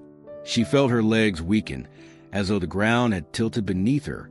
He paused beneath a broken lamp, glancing over his shoulder, and for a moment she feared he had seen her. But his eyes searched elsewhere, scanning the empty street behind him. Then she noticed a second figure emerging from the deeper shadows, a woman with dark hair pulled beneath a scarf, stepping toward him with the ease of familiarity. Without hesitation, he reached for her hand, not fumbling or struggling, but with the fluid motion of a man long accustomed to walking upright. The sight hollowed her. She wanted to speak, to cry out his name, to demand an explanation, yet her voice caught in her throat, paralyzed by the enormity of the betrayal unfolding before her. The woman laughed softly at something he said, and the sound twisted like a knife. They moved closer, their bodies leaning in as if the alley were their private stage. He touched the woman's shoulder gently, a gesture she had not felt in years. She clutched the pharmacy bag tighter. the sharp corners of the boxes digging into her palm. The ledger flashed in her mind. Every careful entry, every sleepless night, every sacrifice that had defined her. All of it seemed to collapse into ash at the sight of his legs carrying him effortlessly forward, his hand entwined with another's. When they disappeared around the corner, she remained frozen, her back against the wall, her heart hammering in her chest. The world around her carried on, the drip of rain from a gutter, the distant sound of a car engine. But for her, time had stopped. The chair she had left behind, still warm when she returned home, was no longer a symbol of devotion but a deceit. At last, she forced her feet to move, each step heavy, mechanical. She walked home slowly, the bag still clutched her chest, her mind reeling with the image of him, walking unaided, whole. She knew nothing would ever look the same again. The alley had shown her what the house had hidden, and in that moment, the truth of her life shifted forever. The next time she saw them together, it was not by accident. She had chosen her steps carefully, feigning errands that led her back toward the square, her heart pounding with a mix of dread and grim determination. The memory of the alley encounter had gnawed at her, a vision replaying each night as she lay awake beside the empty creak of the wheelchair. She needed to know if it had been a trick of light, a misreading born of exhaustion. But when she rounded the corner of the quiet cafe on the edge of town, all doubt vanished. He stood beneath the awning, the hood of his jacket pulled back, the posture straight, legs bearing his weight with no sign of struggle. At his side was a woman she had glimpsed in the shadows, no longer obscured. Her hair fell loose now, dark waves catching the faint light of the street lamp. She was younger, though not by decades, her laughter ringing bright and unburdened as she leaned close to him. The sound of it struck hard, filling the space between them like something sharp and mocking. He touched the woman's arm with a casualness that felt unbearable, the kind of gesture that spoke of comfort earned over time. They shared an ease that could not be explained by a chance encounter. The way she tilted her head toward him, the way his eyes softened when she spoke. It was familiarity, not novelty. It was the proof that whatever had been happening had not begun yesterday or last week. It had been woven in silence, hidden while she devoted herself to years of care. She ducked back behind the corner, her hands trembling as she pressed them against the cold brick. The grocery lists, the medicine ledgers, the sleepless nights. Memories flooded her in rapid succession, each clashing violently with the image of him laughing freely with another.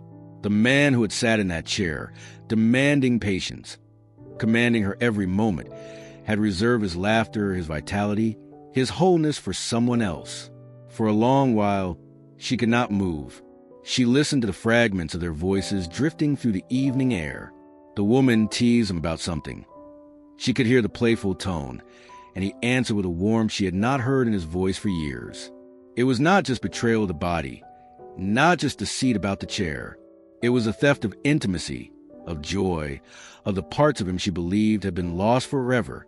When at last they walked away together, she followed at a distance, her steps cautious, her breath shallow. She watched as they moved with ease through the square, his gait steady, his hand brushing against hers. It was not the stumble of a man relearning balance, nor the hesitation of someone newly healed. It was natural, practiced. The truth deepened with each step she observed. He had chosen the chair as a stage, and she had been the unwitting audience. At home that night, she sat at the kitchen table with the lights dimmed, the photo album open before her. She stared at the images of their youth, of laughter once shared between the two of them, and felt the cruel irony twist tighter. The love she had poured out daily had not died. It had been redirected, repurposed, handed to someone else in secret. The house around her felt unfamiliar, as though the walls themselves had been complicit in the lie. Every creak of the wheelchair echoed differently now, not as proof of his limitations, but as an instrument of his deception. She placed her hands flat on the table, steadying herself, and whispered the truth aloud for the first time.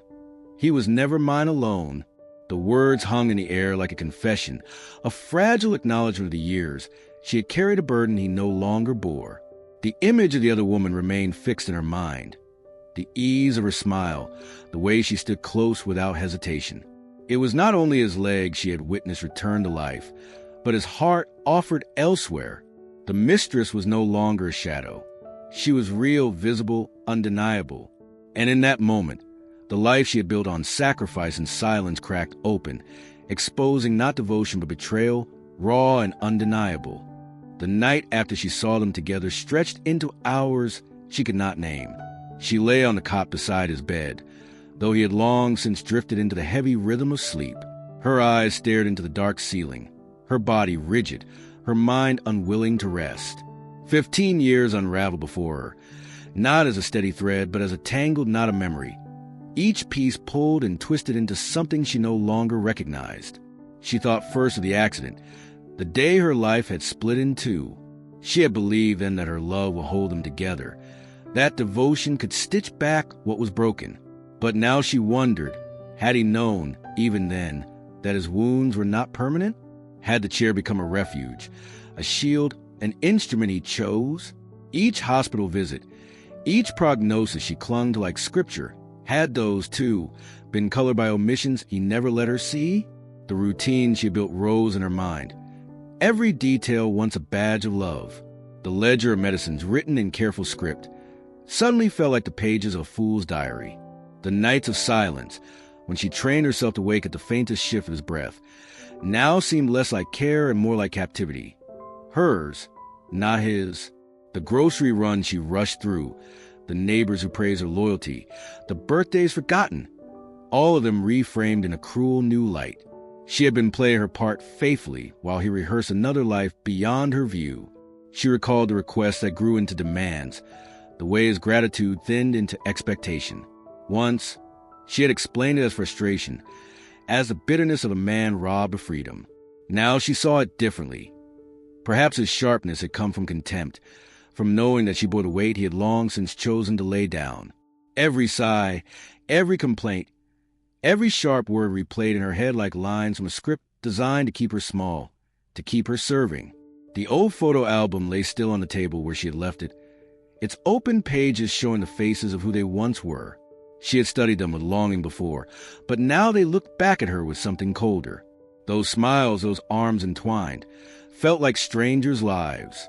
She could not reconcile the man who had lifted her in joy with the one who had sat in that chair, while another woman held his laughter. She remembered the confidant at church, the single hand that had reminded her she was seen. How easily she had dismissed her own needs after that. How quickly she had returned to silence. All those whispered confessions of exhaustion now seemed incomplete, the truth deeper than she had dared to admit. It was not just the toll of years, but the theft of them.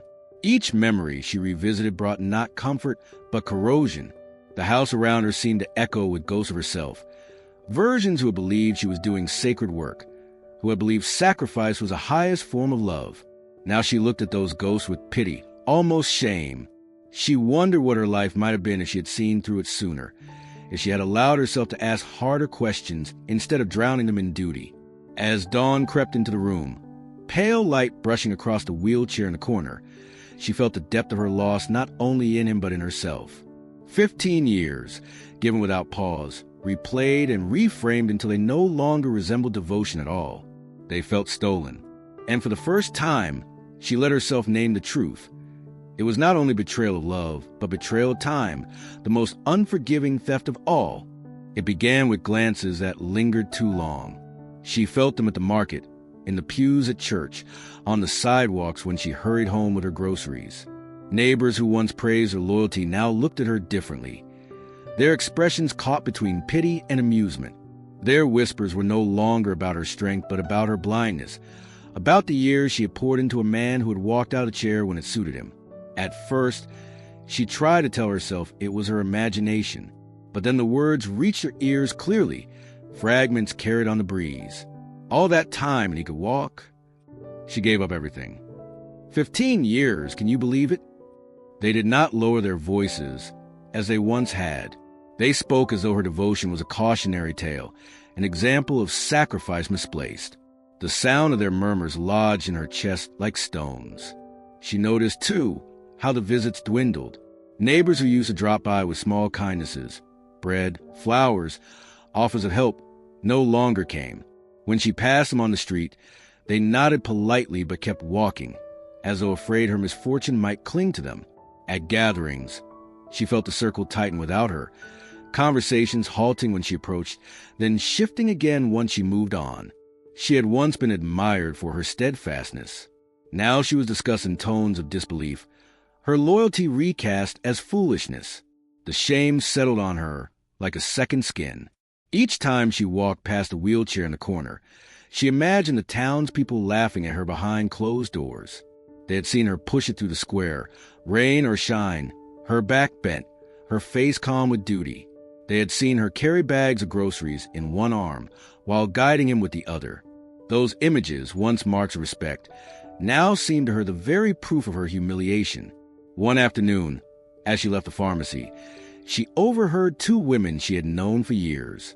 She wasted her life, one said, shaking her head.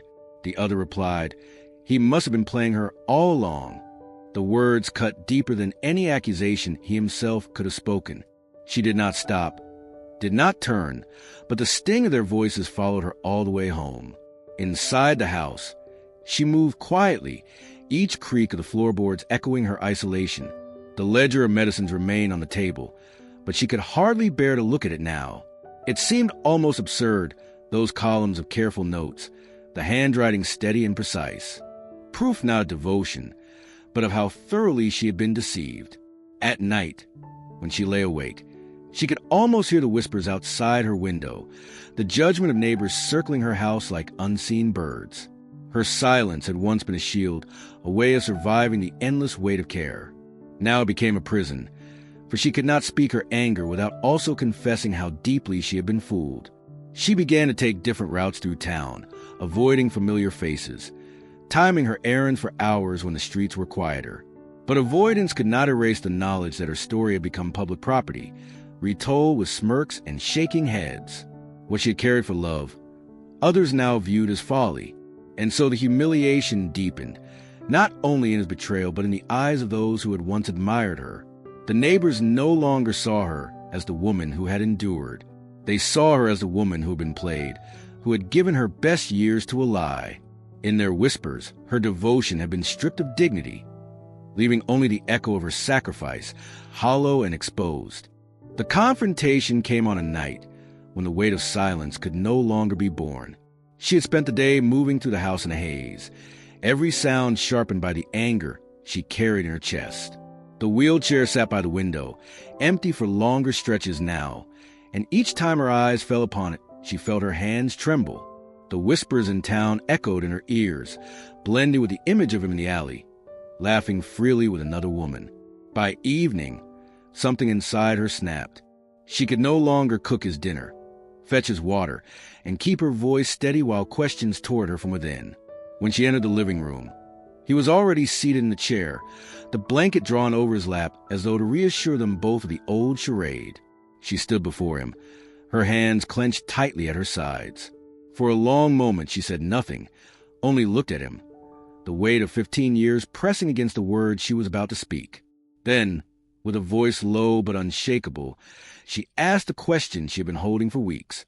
"How long have you been able to walk?" He shifted, his eyes flickering away from hers, his fingers tightening on the arms of the chair. He tried at first to dismiss it, to mutter about pride, about dignity, about her need to stop hovering. But she cut him off sharply, her tone firmer than he had heard in years. "Do not insult me with excuses. I saw you, walking, laughing. Oh, you will answer me now." The silence that followed was suffocating.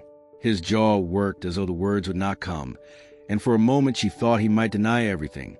But at last, with a weariness that sounded almost rehearsed, he spoke. "Months," he admitted. "I've been walking for months." The word struck her harder than any scream could have. Months. Not days, not weeks. While she had carried the routines of his care, while she had bent her life into the shape of his dependence, he had already been free. Her knees nearly gave way beneath her, but she steadied herself on the edge of the table. She demanded more. Why had he kept her in the dark? Why had he let her break her back, abandon her career, waste her years? He looked up at her then, and in his eyes she saw no apology, only a coldness she did not recognize. "Because it was easier," he said flatly. "You were willing." You were good at it. I didn't have to explain myself. And when I wanted to walk, I did. The simplicity of his confession left her breathless. Easier, the word rattled in her chest, echoing against every sacrifice she had made. Her life, reshaped and hollowed, dismissed as convenience. She thought of the neighbors' whispers, of the photo album, of the nights she had pressed her ear to the dark to be sure he still breathed. All of it undone by that single word. She stood there trembling, her eyes burning with tears she refused to let fall. He had stolen her years, not with chains but with silence, with lies carefully built into the fabric of their days. And now, with no remorse, he admitted the truth. She looked at the man before her, no longer the fragile figure in need of her strength, but a stranger who had chosen deceit over trust. The house around them seemed to shrink, the walls pressing in with the weight of the revelation. The wheelchair, once the symbol of her devotion, now looked like nothing more than a prop, an empty seat that had held her life hostage. She turned away at last, unable to bear his face, her breath ragged as she left the room. His confession followed her down the hall, each word seared into her mind, each syllable a reminder that the life she had built around him was not sacrifice honored, but sacrifice betrayed. She sat at the kitchen table long after his confession, her hands flat against the wood, her breathing steady but shallow. The hum of the refrigerator was the only sound until his voice broke the silence from the doorway. He had risen from the chair, no longer pretending, his steps soft across the floor. He stood taller than she remembered, a figure she had once dreamed of seeing whole again, but the sight no longer filled her with relief. It hollowed her. "I didn't mean to hurt you," he began, his tone heavy with practiced sorrow. "You have to understand, I was afraid. Afraid that if I tried and failed, it would break me. Afraid that if I told you too soon, it would crush the life you had built around me." He paused, searching her face for something. Sympathy, perhaps, but she only stared at him with eyes that did not yield. He stepped closer, pulling out the chair across from hers, sitting down without waiting for permission. His hands trembled slightly as he folded them together. "It wasn't just fear," he added. "It was shame. Shame that you gave up everything, while I sat there useless. Shame that I became a burden, that people admired you for carrying me while I hated myself for letting you." His words dripped with emotion, but they rang strangely hollow in the air. She did not move. For 15 years she had borne his weight, adjusted her steps to match his limitations, surrendered her ambitions, her friendships, her freedom. And now, as he spoke of fear and shame, she felt not compassion but a sharp disbelief. If shame had guided him, why had he laughed so easily with another woman in the alley? If fear had held him back, why had he been bold enough to hide phone calls, to plan meetings, to walk in secret? "You didn't want to hurt me?" she asked finally, her voice quiet but edged with steel. "You watched me give up my life, day by day, and you say you stayed silent to spare me pain? Do you know what pain is? Pain is 15 years bent over a chair, counting pills, listening in the dark to every change in your breath. Pain is losing myself while you hid your strength from me." His jaw tightened. "I thought I was protecting you," he said quickly, almost desperately. "If you had known too soon, what would you have done? Left me? Resented me? You needed a purpose, and I gave you one." The words hit harder than any denial. She pushed back her chair slowly, the legs scraping against the floor. Her eyes never left his, but she felt the sting of tears at the edges. "You gave me a purpose?" she repeated, each syllable deliberate. "No, I gave you 15 years of my life, and you turned it into a lie." He leaned forward, his hands spread as though he could bridge the distance between them. "I thought it was kindness," he insisted, though his voice wavered now. "I didn't want you to feel abandoned. I didn't want you to think I didn't need you." But every word sounded twisted. A knot of excuses meant more to soothe his conscience than to heal hers. She saw it clearly now. He had not been guided by fear or shame or kindness. He had been guided by ease, by the selfish comfort of letting her carry what he no longer wished to. The silence stretched between them, heavier than his words. At last, she stood, her chair left behind, her hands trembling only slightly as she placed them on the counter. She did not yell. She did not weep. She only said, You weren't afraid of hurting me. You were afraid of losing what I gave you. And now you have." Her footsteps carried her down the hall, leaving him seated in the kitchen with his twisted explanations unraveling into the emptiness. The hum of the refrigerator returned, steady and indifferent, as if to remind them both that excuses could not rewrite the truth. She had avoided the town square for weeks, but one afternoon necessity forced her hand. The cupboard was low, the pharmacy due for a refill, and she could no longer postpone errands without questions being asked. She kept her head down, moving quickly along the familiar streets, hoping to slip in and out without being noticed. But fate seemed unwilling to grant her the mercy of silence. As she passed the bakery, she saw the woman. The mistress stood in the doorway, speaking easily with the clerk, her laughter soft but unguarded. In the daylight, she looked sharper than the blurred figure in the alley. Her hair tied neatly back, her clothes chosen with care, her presence deliberate. When her eyes met the wife's, there was no shock, no flustered attempt to hide. Instead, she tilted her head slightly, as if she had expected this moment all along. They ended up outside, away from the shop window, their voices lowered but their gazes locked. The mistress was the first to speak.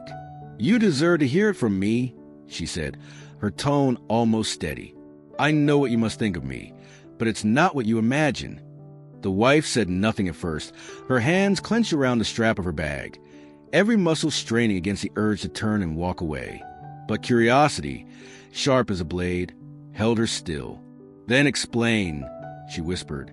The words that followed came like stones dropped into still water, breaking apart the carefully built surface of her years. The mistress spoke of meetings that had begun innocently, conversations at a clinic, chance encounters that grew into confidences. She claimed she had not known, at first, that he kept the truth from his wife. By the time she realized he could walk, she said, she was already entangled in his story, already convinced by his charm, already believing the version of himself he wanted her to see.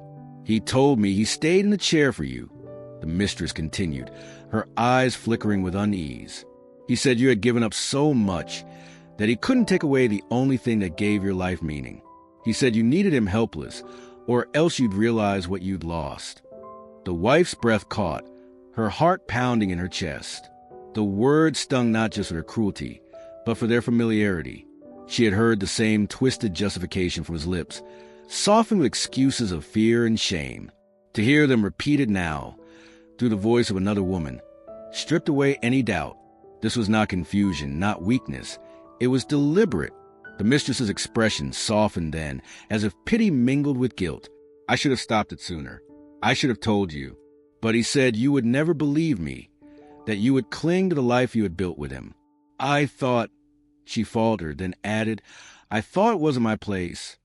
The wife's silence held more weight than any words could. She studied the woman before her, the stranger who had shared laughter that once belonged to her, who had stood at his side while she bent over years of sacrifice. There was no hatred in her eyes now, only a clarity that burned sharper than anger. At last she spoke, her voice even, her gaze unshaken. "You believe his lies because you wanted to, but I lived them, and I will carry the cost." The mistress lowered her head, perhaps in shame, perhaps in acknowledgement. Their conversation ended there, not with resolution but with truth laid bare. When the wife walked away, the square felt colder, the whispers louder. Yet beneath the humiliation there was something else, a certainty that she no longer bore the weight of ignorance. The secrets were out, and though they cut deep, they left no more shadows to hide in. For the first time, she felt the hollow shape of her years not as a question, but as an answer she could no longer deny. The man she had served was not broken. He had chosen deceit, and the woman at his side had confirmed what her own eyes had already known. The house had become an arena of words, his voice filling the rooms with arguments meant to twist the truth into something softer. He spoke of fear, of shame, of protecting her from the knowledge that he could walk. He spoke of needing freedom, of wanting to hold on to the life they had built together. Though the meaning of those words had already hollowed out long before he said them, he paced now, no longer bound to the wheelchair that sat abandoned near the window. His footsteps carried through the floorboards, steady and deliberate, each one a reminder of the years he had hidden them. She sat at the table, her hands folded loosely in her lap, listening but refusing to answer. His voice rose, sharp with frustration, as he demanded her response. "Say something," he pressed. "Tell me you understand. Tell me you see why I did it." But she did not. She lifted her eyes to him once, steady and unreadable, before lowering them again to would grain beneath her fingertips. For 15 years she had given him everything: her voice, her energy, her sleep, her youth. Now, when he demanded one more thing from her, she chose to withhold it. Silence became her only defense, her dignity preserved not in retaliation, but in restraint. He paced faster, his words tumbling over themselves in half-formed justifications. But still she said nothing. The air thickened with the weight of her quiet. It was not the silence of exhaustion, nor of resignation. It was deliberate, heavy, a wall he could not break with explanations. She felt the strength of it in her chest, steadying her even as tears pricked at her eyes. To shout, to weep, to rage, any of those would grant him power, would allow him to twist her emotions as he had twisted her life.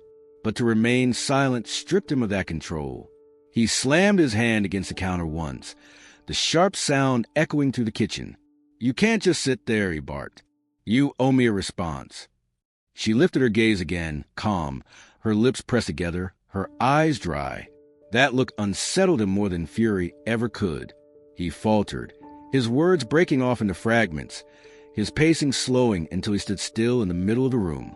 In her silence, she heard the echo of every year she had lived for him, the nights of listening for his breath, the mornings of pushing the wheelchair over uneven ground, the afternoons of rushing groceries home as though time itself would collapse without her. She carried them all in her stillness, and for once they belonged only to her. The room seemed to shift as he realized she would not speak. His shoulders sagged, his voice dropped, but still he sought to justify himself. "I didn't mean for it to happen this way," he murmured, softer now. "I thought I was doing the right thing." Yet even in his lowered tone, the words rang empty. She did not grant them weight by answering. As the minutes passed, the rhythm of the house returned. The tick of the clock, the hum of the refrigerator, the faint rustle of leaves outside the window. His voice fell silent at last. Not because he had run out of explanations, but because her refusal to answer had made them meaningless. She rose quietly from the table, her chair scraping softly against the floor, and walked past him without a word. Her steps were unhurried, her back straight, her face calm. She left him standing alone, surrounded by the noise of his excuses, while she carried her silence like armor. It was not surrender. It was her final act of defiance, her choice to deny him the reaction he sought, and to preserve what little of herself remained untouched by his betrayal. The morning she made her decision was quiet, the kind of quiet that presses against the skin. He was still asleep in the bedroom, his breathing steady, the creak of the chair absent for the first time in years. She stood in the kitchen, staring at the ledger that had defined so much of her life. Its pages lay open, columns of numbers and notes written in her careful hand. Evidence of years she had measured in pills and doses, in rises and falls of breath. She reached out, touched the edge of the paper, and closed it gently. The snap of the cover was soft, but it carried finality. For a long time, she had told herself there was no life outside the routine she had built. The lifting, the bathing, the endless appointments. But the truth had stripped that illusion away. The man who had claimed helplessness had risen from the chair without hesitation. The man who had asked her to surrender her life had given his laughter to another woman. And the neighbors, once so quick to admire her, now whispered of her foolishness. What remained for her here? Only a hollow repetition of sacrifice without meaning. She moved through the house with slow, deliberate steps, taking only what belonged to her. A suitcase in the closet, clothes folded neatly inside. She did not rush. Every motion carried the weight of years, and she allowed herself to feel it. She took the photo album, the one that had reminded her of who they had been before the chair, and slid it into the case, not because it brought her comfort, but because it reminded her that she had once lived a life that was hers, not just his. The wheelchair sat by the window, its metal frame catching the pale morning light. For 15 years it had been the center of the house, the anchor around which her days were arranged. Now it looked like a relic, a symbol of lies rather than need. She approached it once more, placed her hand on the worn leather armrest, and let her fingers rest there. It was still warm in her memory, still heavy with the years she had given, but she knew she would not touch it again. Upstairs, she heard him stir, the sound of footsteps crossing the floor. He no longer tried to hide his strength from her. The deception had been revealed, and with it, the bond between them severed. She did not call out. She did not prepare his breakfast or line his medicines on the table. She simply continued her work, sliding the case shut and setting it by the door. When she stepped into the bedroom, he was standing by the window, the morning light on his face. He turned toward her, perhaps ready with another explanation, another plea, another justification.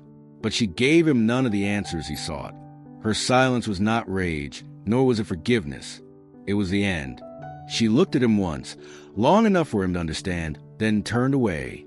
The suitcase handle fit firmly in her hand as she opened the door.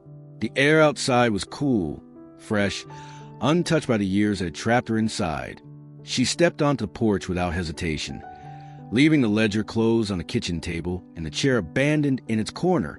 Her life of sacrifice ended not with shouting, not with a final argument, but with a quiet act of departure. Each step she took down the path was a reclaiming of herself, a turning away from a past built on deceit. Behind her, the house held the weight of years. Before her, the road waited, silent and open.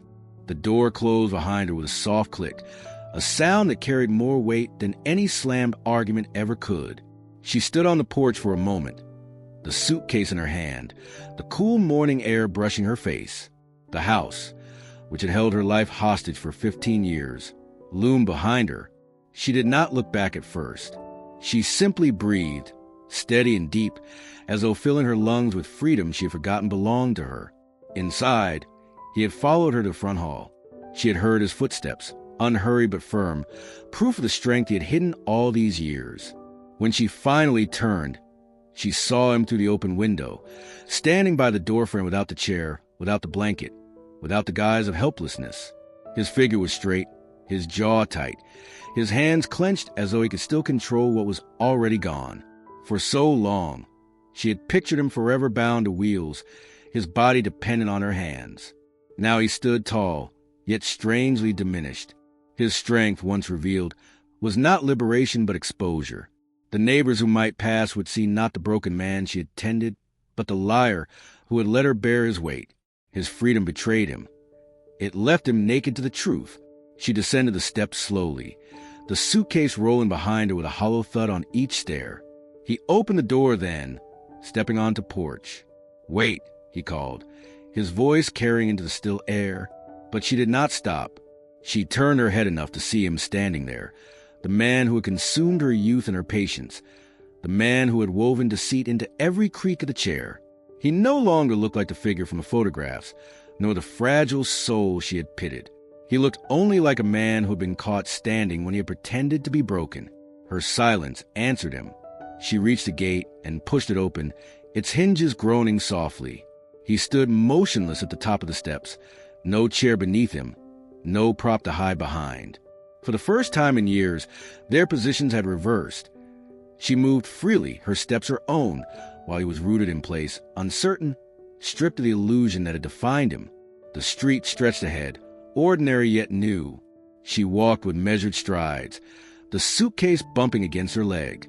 Each step carried her farther from the ledger, from the pills, from the nights of listening in the dark. She felt the years trailing behind her like heavy chains finally slipping loose.